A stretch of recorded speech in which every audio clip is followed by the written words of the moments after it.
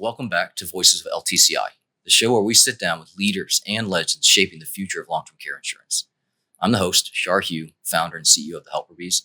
Today we've got a guest who truly is a legend in our world. He's a fellow of the Society of Actuaries, a longtime advocate for sustainable insurance practices, and one of a few people who's made a career out of both crunching numbers and making policyholders' lives better. He's also one of the founders of our big industry conference, ILTCI. In this episode, we're diving into the bold decisions, industry challenges, and personal principles that have defined his journey, from boardrooms to policy debates to moments of quiet leadership that made all the difference. So whether you're a fellow actuary, a fan of smart risk management, or just curious how one person can help steer a whole industry, pull up a chair. Let's get into my conversation with Jim Glickman. Hey, Jim. Welcome into Austin to the Helper Bees headquarters. And more importantly, happy birthday. Well, thank you. Yeah. It's nice to come out here, celebrate with you. Jim and I try to get together on his birthday every year here to talk long-term care insurance, which is a joke, by the way. We don't do that all the time. But it was just lucky that we ended up booking Jim, and he happened to be in town to celebrate. It was perfect timing. Yeah. So, Jim, again, thank you again for being on the Voices of Long-Term Care Insurance. I'm particularly excited about this. We've known each other for a while, done a little bit of work over there at LifeCare. But can you take us back? Because I know you have a storied history within long-term care insurance, including being one of the founders for our big giant conference, ILTCI, where we bring everybody together. But tell us, how did you get into long-term care insurance? So I actually got thrown into long-term care insurance back in 1982. I was working at a company called Pencor at that time, and they had sold a long-term care, very primitive style product from 77 to 82 that was losing a ton of money. And they said, you're an actuary, go in there, raise these rates, get rid of the losses. So that was my very first project with long-term care. I was responsible for lots of other actuarial activities there, and as things developed in 1987, I actually was presented with a possible project for our company to do in the long-term care space with CCRCs. Mm-hmm. And I brought it to my bosses, who really liked the idea, and they said, we like it so much that we're going to suggest you go form your own company, and we'll be your investors, and you can do this on your own. And so we looked in 1988 at forming LifeCare Assurance Company, and we dedicated ourselves to doing strictly long-term care reinsurance and back office administration for large companies. And that's how we got started in the long-term care space. That's interesting. So you got started with CCRCs, but it branched into long-term care insurance, or did you do any product specific with CCRCs? Yeah. The program that was brought to Pencor was a CCRC program. They actually had a very interesting idea, which made a lot of sense, of not charging different prices for the different levels of housing in a CCRC. So what they wanted to do was charge everybody a fixed amount extra in their monthly rental, and in whatever venue they were in, right, it would be the same amount of money every month so they could plan better. Mm-hmm. And we thought that was a good idea. We brought it to our company. We had a reinsurer lined up for it who was going to take 100% reinsurance on it so it would be safe for the company, and they decided not to do it. So that's when they suggested that I go out and form my own company to do it. We went out to do it, but because the company I was working for had passed on it, they said, we're not going to do it with you guys and your new company, we're going to do it with MetLife. Okay. So they went out and did the program with MetLife, and we just worked with a couple of our reinsurance partners to get new programs into LifeCare that we would reinsure and administer. Our very first one was John Alden Life. We then quickly after that did Bankers United, Allianz Life, Allied Life. Once we got done with the A's and the B's, we moved on to a few of the other companies, but 15 companies in total. Wow. Over what I'll call the halcyon years of long-term care production that was from the late 80s all the way through to the early 2000s. Yeah. And that's how we built our company.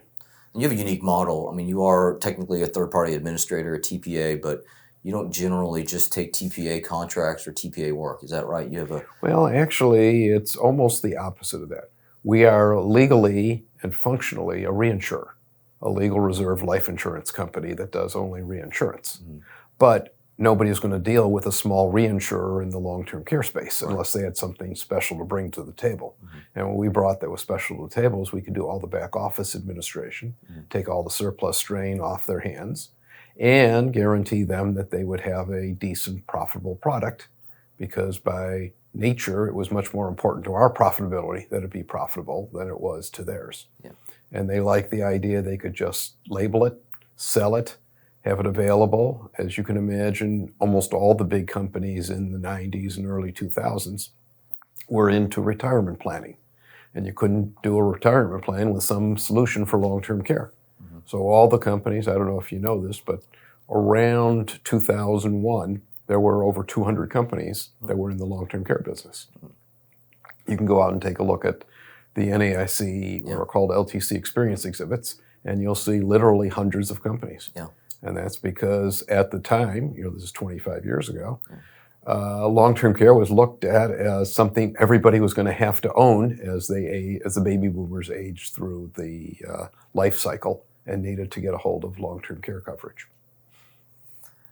And you've kept that model to today, right? From Yes. 25 years ago, that continues to be your operating model right now. Yes.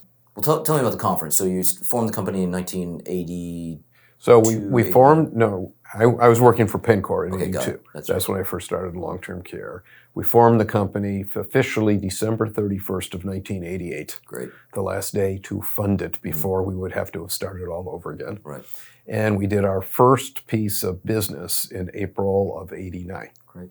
And that was with John Alden Life. And we built that up from that very first policy to where we were doing approximately about $400 million of annual premiums. And we were both administering and reinsuring, although reinsurance was typically only half of the business, with the direct carriers or reinsurance partners taking the other half. Got it. And that way we could share it, make sure our companies were well protected, and also make sure that they didn't have to worry about whether or not they could sell it adequately, because they didn't have the risk of developing the product and then running the business for the next 50 or 60 years if it didn't sell very much. Yeah. And a few of our companies didn't sell all that much and made a very good decision to partner up with us, because we still administer their business. And unlike most TPA models, we actually agree to operate the business for the next 60, 70, 80 years, whatever it takes to run all the policies off. And we do it at a fixed price, so they don't every 5 or 10 years have to go out and negotiate a new deal with a third-party administrator or man up for taking a closed block of business that's diminishing and continue to manage it for 50 or 60 years. That's right. So what led to the formation of the ILTCI Conference? So weirdly enough, back in 1998, I went to the Society of Actuaries meeting that was in New York City. And there were no long-term care sessions. And I said, this is wrong. Instead of being a subsection of the health insurance special interest group, we should have our own section. And so I went and asked the people at the Society of Actuaries, what does it take to form a special interest section? And they told me, oh, you don't want to do that. That's a lot of work, a lot of effort. You have to get 200 people to send you individual checks for $20, which you then hold until you get more than 200 people, and then you form a section. I said, that doesn't sound too tough. So I called up 200 of my closest LTC actuary friends, and we formed the long-term care section in February of 2000. There was also a big conference that was run by HIAA at the time. That's now AHIP. Okay. And HIAA had a very useless educational conference, but a very useful networking environment. And so the long-term care section went out and said to them, we'll be happy to run your educational part, and you can keep doing all your own things and make all the money off the conference and so forth. All we want to do is make this a worthwhile educational event rather than just a networking opportunity. And they said, no, we're happy where we are. So the long-term care section decided to form its own conference. And that's when we first started up the long-term care conference. And the very first year it was down in Miami. In 2001, we had expected about 250 people. We got 350. Wow. And then the next year we got about 500 in Beverly Hills, and the next year we got 700 in Las Vegas, Nevada. And it kept growing from there. About that time, 2004 or 2005, the other conference disappeared. Okay. Because we had essentially replaced it, because it was a much better educational opportunity and it was just as good networking. And that was our theme with the conference for many, many years. In 2005, the Society of Actuaries said, hey, we want to take this over completely. We don't want you guys in the long-term care section running it anymore, because it had grown to be their second largest conference at that point. And we said, no, we like running it. So we formed the ILTCI Conference Association. We applied to be a 501c3 organization. They said, no, you're a C6 because you're an industry conference.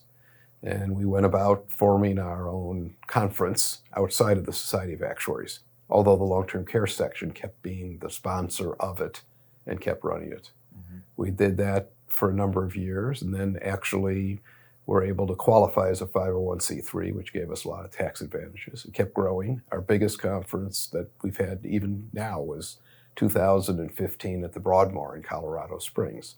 And many people still remember that as the conference of all the years, probably because we got a really inexpensive rate compared to what the Broadmoor would usually charge, and what I'll call a real resort environment. And it was a lot of fun. Everybody enjoyed that one. And I've heard about that conference. I heard about the Broadmoor. I was surprised to hear that we had a conference there. Yes, everybody was very surprised, including us, that they agreed to do a $139 rate for us for our conference. We bought out the whole hotel. We had to take over the Cheyenne Mountain Resort for overflow, and everybody still talks about it. We haven't been able to get them under $300 a night since then, but everybody always wants to go back. What do you think about the conference as it's evolved now? I know you're not involved in the administration of the conference any longer, but what do you think about, this year's conferences or how it's sort of morphed post-pandemic into what it is now? Again, I think it's, as always, has morphed to figure out what it is the industry wants and needs in terms of the continuous growth.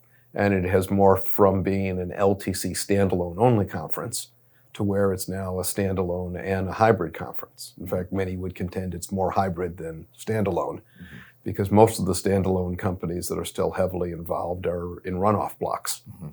But it constantly is trying to grow. As you know, COVID put the conference out of business both in 2020 and in 2021. That's right.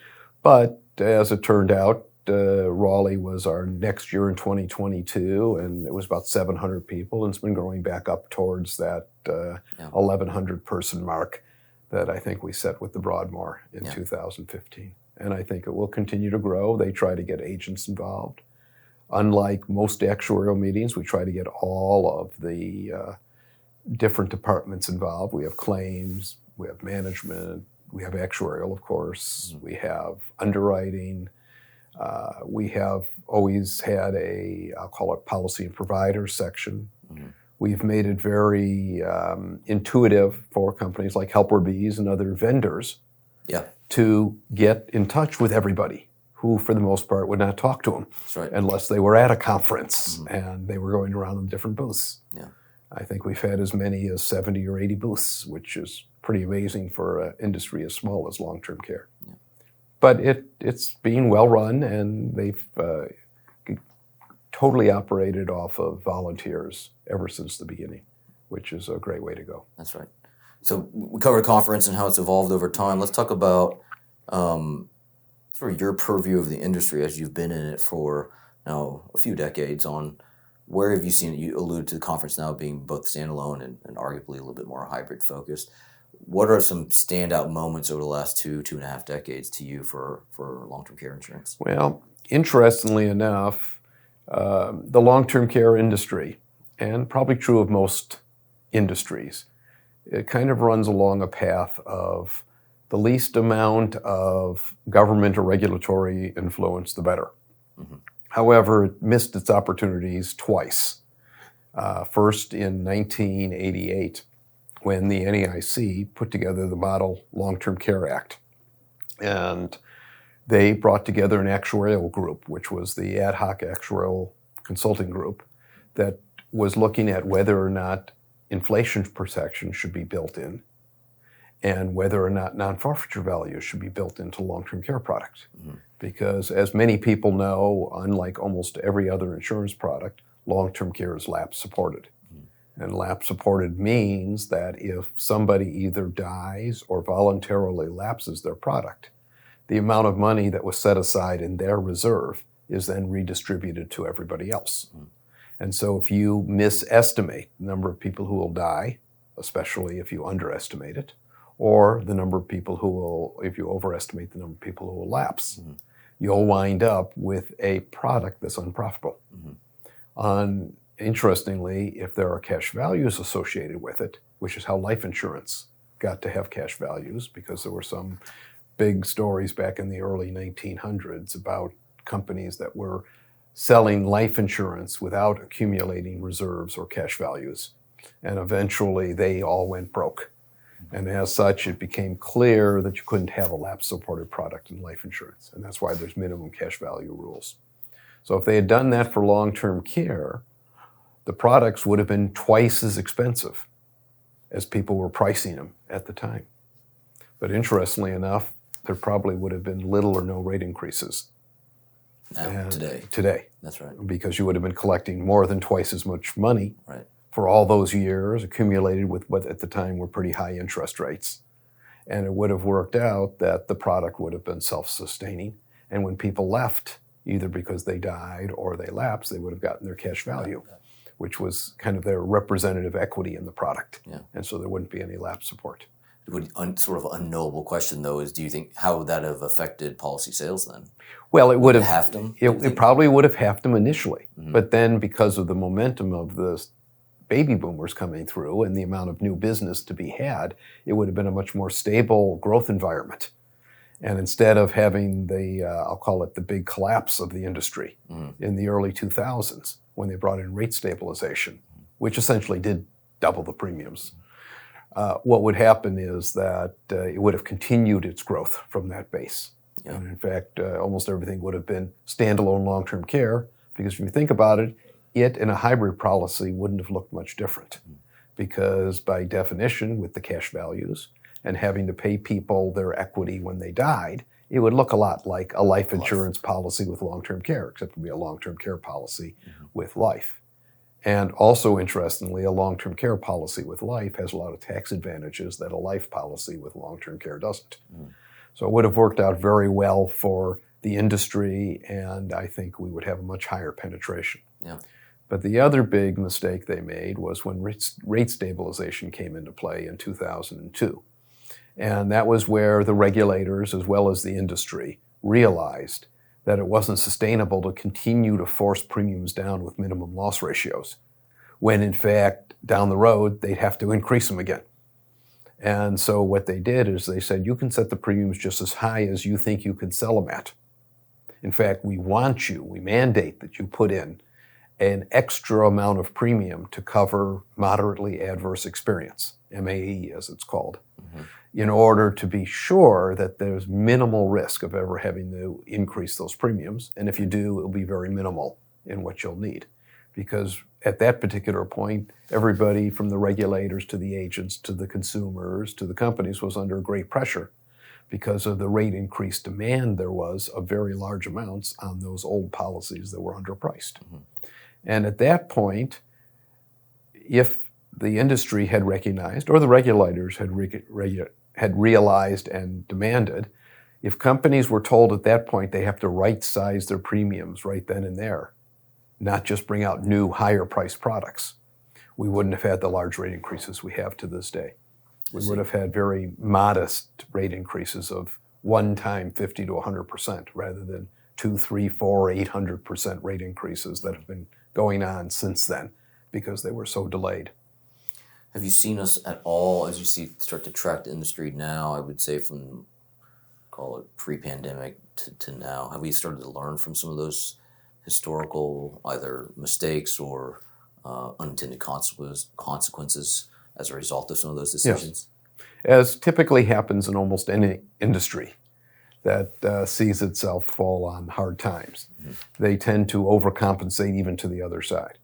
So the products that are being sold today in the standalone space are extremely profitable, have significant margins for adverse experience, and are very, very unlikely to ever have rate increases associated with them.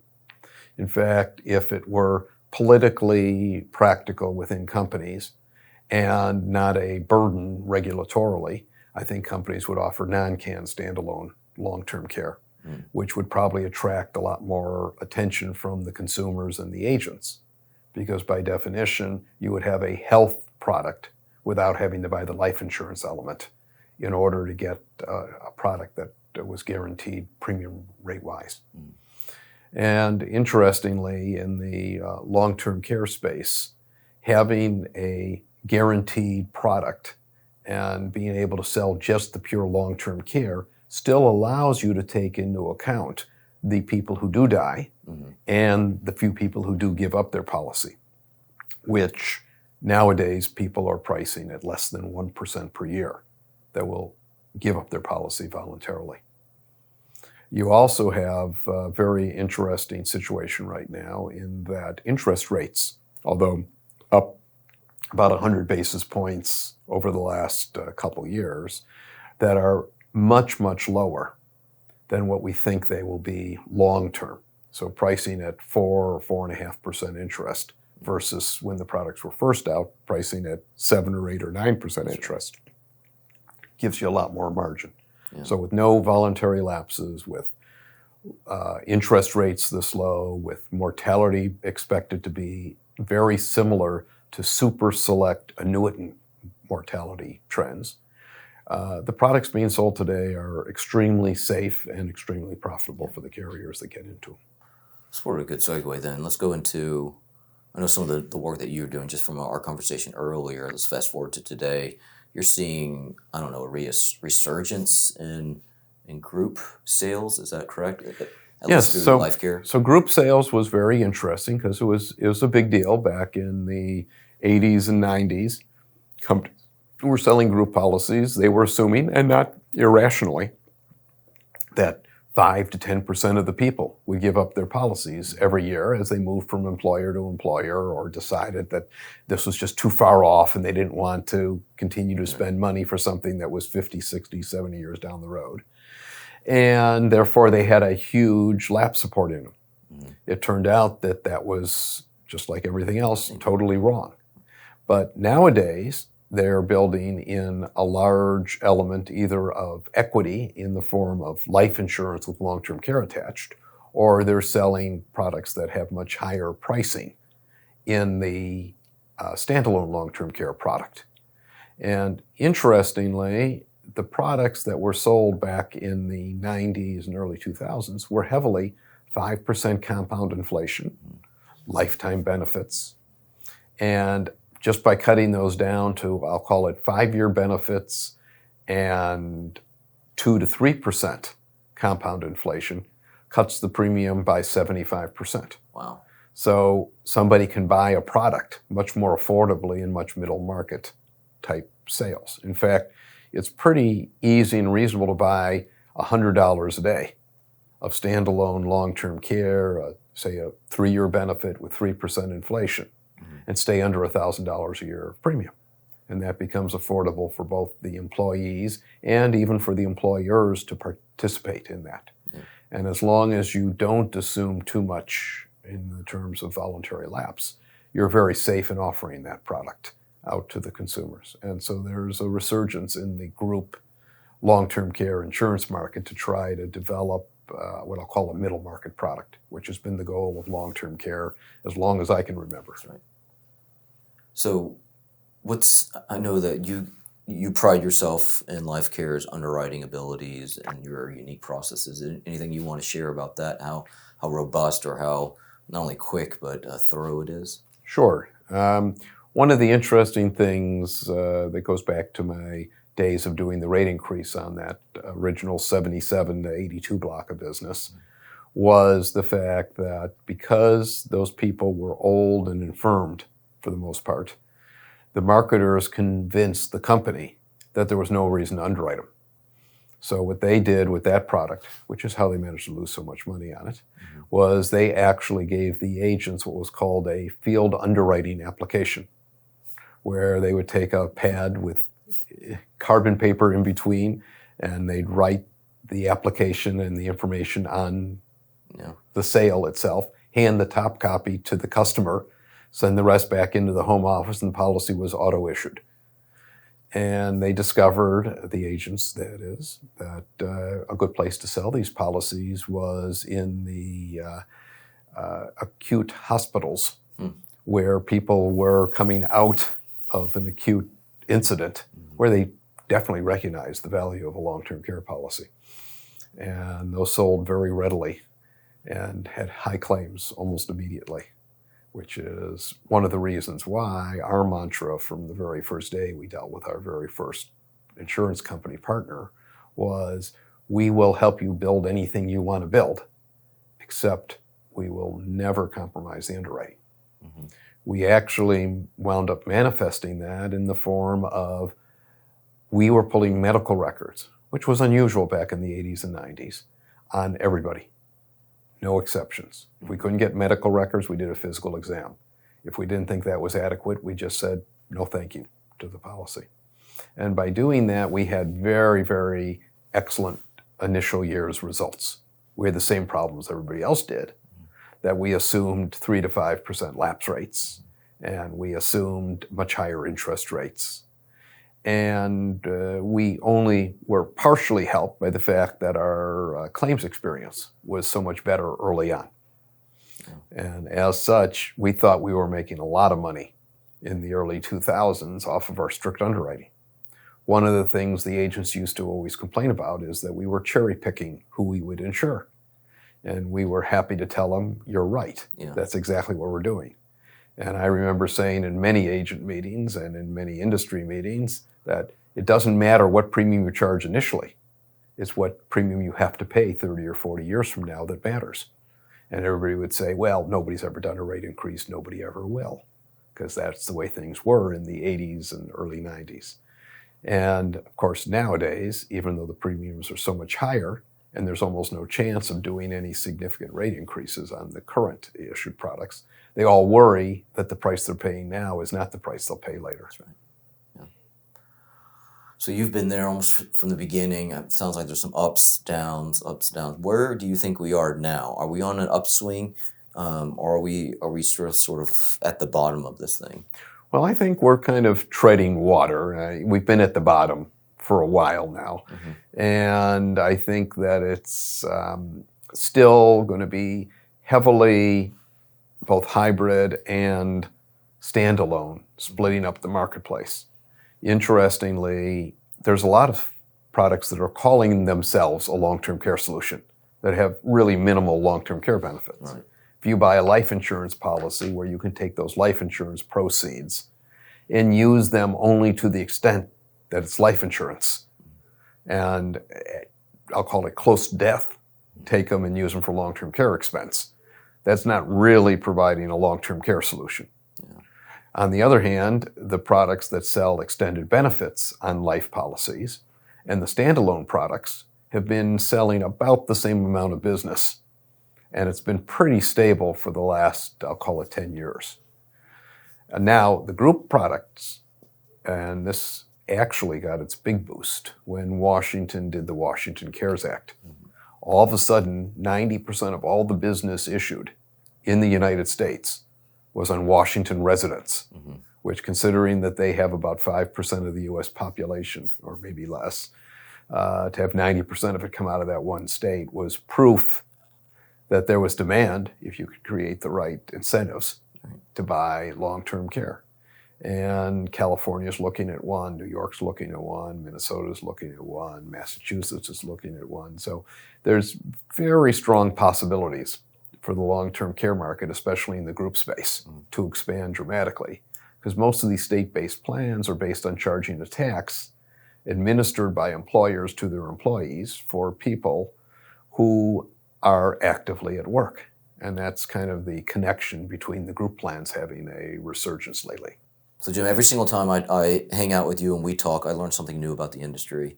Are there any particular stories that you want to share with the listeners that are sort of formative in your mind?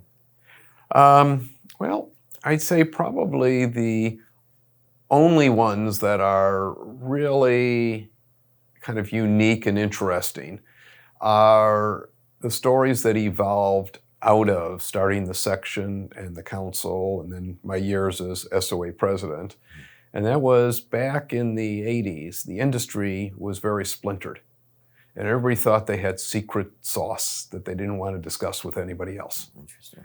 And getting the industry to realize that working together was a good thing, that the information they shared made a better industry, and that making a better industry was better for everybody versus giving away some secrets, has been one of the most useful things that I think the industry has evolved to over the years.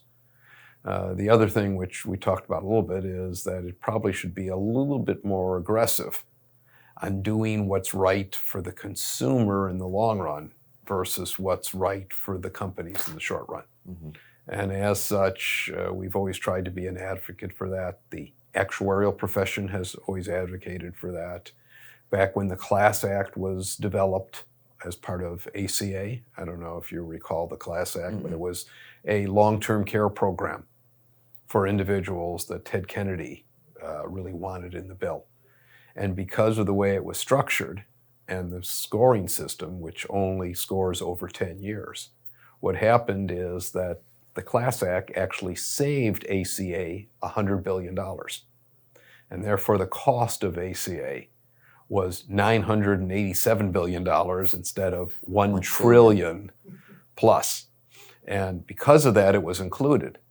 And because of work the Society of Actuaries and the American Academy of Actuaries did, they actually at the last minute changed the legislation to require the Class Act, rather than setting a random premium, to make the premium self-sustaining for at least 75 years. And they required the actuary of CMS to actually certify that it would be self-sustaining. Wow. It took 3 years, but the chief actuary finally admitted it couldn't be self-sustaining. Because every time you'd boost the premium up a little bit, you'd lose a few of the people who wouldn't join it anymore. Right. And you got into what was called a assessment spiral. And as such, he basically said this cannot be certified as actuarial supporting. And as such, it was taken out of the legislation during the 2012 legislative session. Mm-hmm. But it had served its purpose. It got ACA through that magic number of not having to charge over $1 trillion for its cost. That's fascinating. Yeah. It's an interesting kind of story to realize. Yeah. Now, the states starting up these programs, the Washington CARES Act has been very successful for getting long-term care policies sold, but it's been pretty unsuccessful in terms of developing a sustaining, I'll call it public-private partnership of long-term care that will continue onward. But we hope that they make some changes to it that will work. We hope some of the other states will come along. It has proved that you can get reasonable and useful coverage by selling $50 to $100 a day with, I'll call it, some adjustment for inflation on a fairly limited benefit of 1 to 2 years, and that there's a big place for the private industry to play, either in surrounding a product around that or in terms of creating knowledge on the part of consumers that this is a huge risk they need to cover. Well, this is exactly why I wanted to have you on. I think that you've been in our industry, you've helped form our Seminole Conference. I will say a lot of new folks probably aren't aware of your influence and your impact on the industry. So this is really one of the reasons I wanted to have you here. You've also been extremely gracious with sharing just general information. For a note to any listener out there or viewer out there, Jim's very much pick up the phone kind of guy. So if you're going to pick up the phone, you're going to call. That's right. And I think you reciprocate. You welcome any phone calls in and educate individuals. Just give them the whole breadth of knowledge that you have. Speaking of your first story that you just gave, it's so much shocking. I'm just sort of realizing this. The genesis of this podcast was as I met more and more individuals in our industry, I was just absolutely struck with the ability to share and to collaborate across different carriers, across different providers and vendors. And now I generally think things don't happen by accident. We might have just traced to the origin. Here is what you were saying is in the 80s when there were fiefdoms, there was firewalls up. Our industry did look like others insurance products out there where there's a lot of competition. You might have been the genesis of this entire ethos the whole industry has now, which is, hey, let's come together, let's collaborate, and the sum of the parts becomes better the more knowledge we share. Well, that's what we all hope, and especially as we develop data and are able to do products based on knowledge rather than what we suspect will happen, I think we'll have a much better industry. Well, it's proven out over the last 2 decades. I think that vision in the 80s to now, you see it from newcomers, relative newcomers like me, new individuals that come into the industry from different carriers.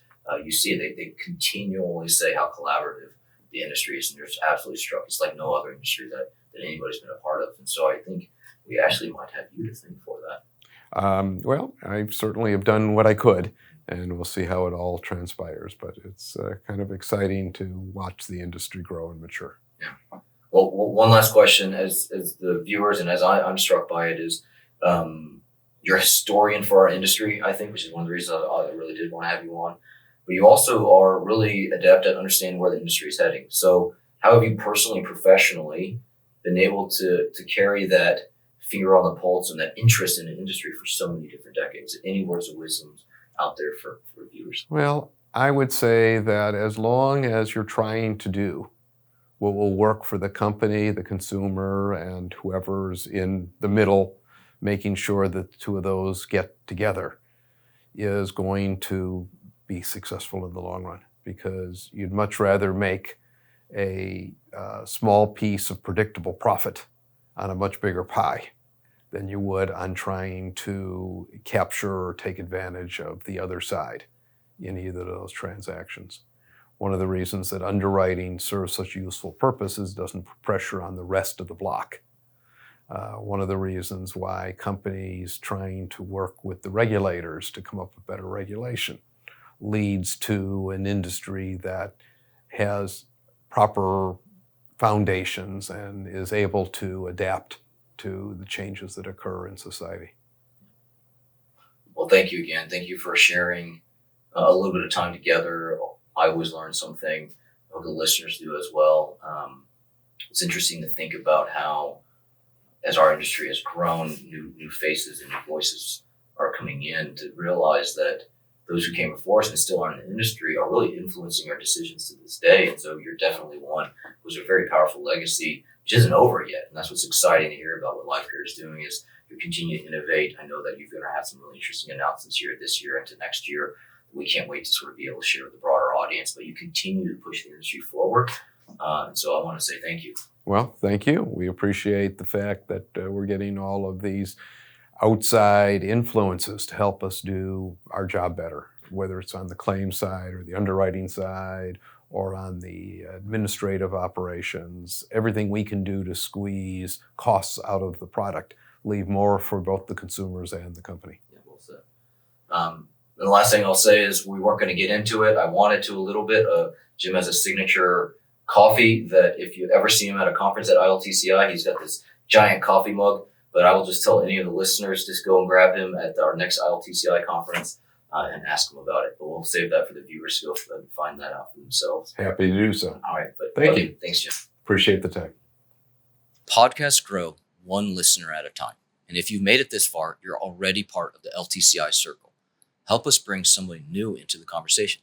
Share the episode, write a quick review, or tell a colleague why you listen.